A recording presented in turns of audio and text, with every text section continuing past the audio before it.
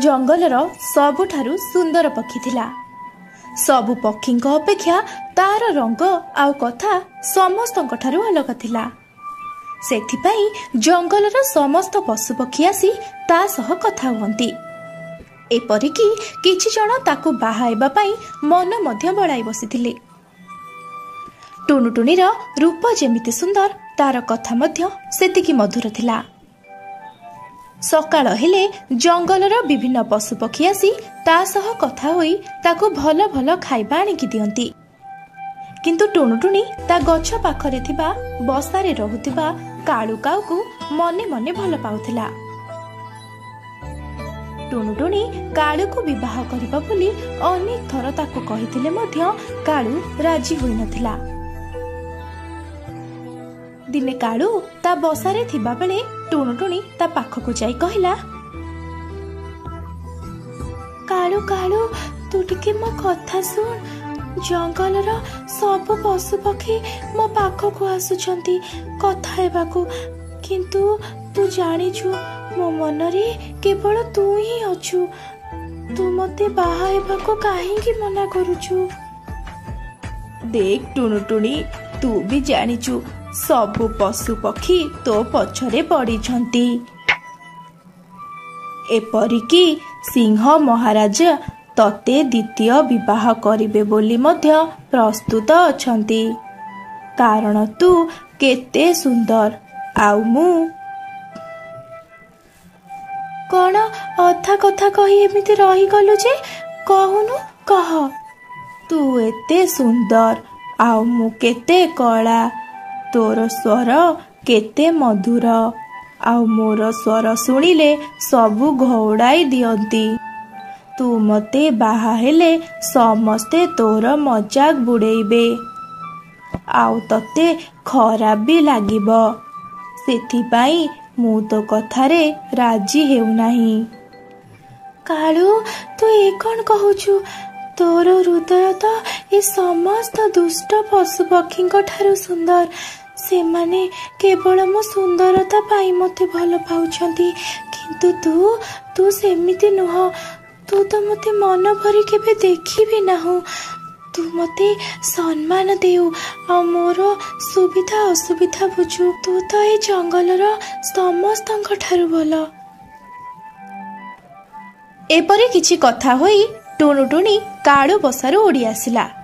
आउ किछि दिन बीती गला। काळू तार विवाह प्रस्ताव रे राजी हेउ नथिला। टुनुटुनी निज बाहाघर पाई खूब चिंतित थिला। एमिति काळू राजी न हेले तो से केबे बाहा होई परिबनी। सबु तार सुंदरता पछरे पड़िथिले, सेथिपाई से एक उपाय बाछिला। आउ सबु पशुपक्षी को एकाटे डाकी कहिला, तुमे सबु मते विवाह करबाकू चाहुछ ना? किंतु मु तो जणको ही बाहा हेबी। मु 15 दिन परे एक स्वयंवर रखिबी। एही 15 दिन रे जी मते अधिक प्रसन्न करि परिबो मु ताको ही विवाह करिबी। टुनुटुनीर एक कथा सुनी सब खुशी होई गले। किए ता पाई नुआ घर तैयारी करदेला तो किए भल भल खाद्य आउ किए सजेई हेबाकू जिनिस आनिदेला। सबु पशुपक्षी ताकू बाहा हेबा पाई प्रचेष्टा करुथिले। दिने राति रे जंगल रे भयंकर निया लागी गला। भयंकर निया बहुत क्षयक्षति घटाइला। निया रे टुनुटुनीर घर मध्य जलिगला। आउ तार गोड़े निया बाजी अल्प जलिगला। सेतेबेले टुनुटुनी सबु पशुपक्षी को साहाय्य मांगिला, किंतु केही ता कथा सुनिले नाही। आउ सेतिकी बेले काळू आसी कहिला, टुनुटुनी तू चिंता करनी, मु अछि। काळू काळू मो गोड़े आघात लागिछि, मु उड़ी पारुनी। ए निया तो बड़ी बारे लागिछि, मते रक्षा कर काळू। टुनुटुनी तू मो ऊपरे बस, ମୁଁ ତତେ ଧରି ଗୋटे ସୁରକ୍ଷିତ ଜାଗାକୁ ନେଇଯିବି। ଏହାପରେ ଟୁଣୁଟୁଣି କାଳୁର ଉପରେ ବସିଲା ଆଉ କାଳୁ ତାକୁ ନିଆଁରୁ ଉଦ୍ଧାର କରି ପାଖ ଜଙ୍ଗଲକୁ ନେଇଗଲା। ଜଙ୍ଗଲରେ ଧୀରେ ଧୀରେ ନିଆଁ ଲିଭିଯିବା ପରେ ସବୁ ପଶୁପକ୍ଷୀ ପୁଣି ନିଜ ପାଇଁ ଘର ତିଆରି କରି ରହିଲେ। ଏପରି କିଛି ଦିନ ବିତିଗଲା ଆଉ ସେତେବେଳକୁ ଟୁଣୁଟୁଣି ଦେଇଥିବା ସମୟ ମଧ୍ୟ ପୂରଣ ହୋଇଯାଇଥିଲା। 15 ଦିନ ପରେ ଆଜି ଥିଲା ଟୁଣୁଟୁଣିର ବାହାଘର। ନାଲି ଓଢ଼ଣୀ ପକେଇ ସେ ବେଶ ସୁନ୍ଦର ଦିଶୁଥିଲା। ଜଙ୍ଗଲର ଅନ୍ୟାନ୍ୟ ପଶୁପକ୍ଷୀ ବେଶ ସଜେଇ ହୋଇ ସ୍ୱୟଂବର ପାଇଁ ପହଞ୍ଚିଗଲେ। ଆଜି ମୋ ବାହାଘର, ମୁଁ ତୁମମାନଙ୍କ ଭିତରୁ ଆଜି ଜଣଙ୍କୁ ମୋର ଜୀବନ ସାଥୀ କରିବି। ମୁଁ ଏ ଜଙ୍ଗଲର ରାଜା। ମୁଁ ଜାଣିଛି ଟୁଣୁଟୁଣି ସେ ଫୁଲମାଳ ମୋ ବେକରେ ହିଁ ପକାଇବ।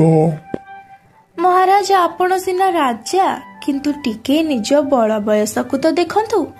ଆପଣ ତ ଗୋଟେ ଥର ବାହା ହୋଇସାରିଲେଣି। ଟୁଣୁଟୁଣି କଣ ପାଇଁ ଦ୍ୱିତୀୟ ସ୍ତ୍ରୀ ହୋଇକି ରହିବ ଯେ? ଏମିତି ପଶୁପକ୍ଷୀମାନେ ମନେ ମନେ କଥାବାର୍ତ୍ତା ଆରମ୍ଭ କରିଦେଲେ। କିଏ କହୁଥିଲା ଟୁଣୁଟୁଣି ମତେ ବାହା ହେବ ତ, ଆଉ କିଏ କହୁଥିଲା ମତେ। କିନ୍ତୁ ଏବେ ନିଷ୍ପତ୍ତି ଟୁଣୁଟୁଣିର ହିଁ ନେବାର ଥିଲା। ଆପଣ ମାନେ ସମସ୍ତେ ମତେ ବିବାହ କରିବା ଆଶାରେ ଏଠାକୁ ଆସିଛନ୍ତି, ଆଉ ମହାରାଜ ମଧ୍ୟ ଏଠାକୁ ଆସିଛନ୍ତି। ମୁଁ ଆଉ ବେଶୀ ଡେରି ନ କରି ମୋର ପ୍ରସ୍ତାବ ଜଣାଉଛି। ମୁଁ ଯାହାକୁ ବିବାହ କରିବି ସେ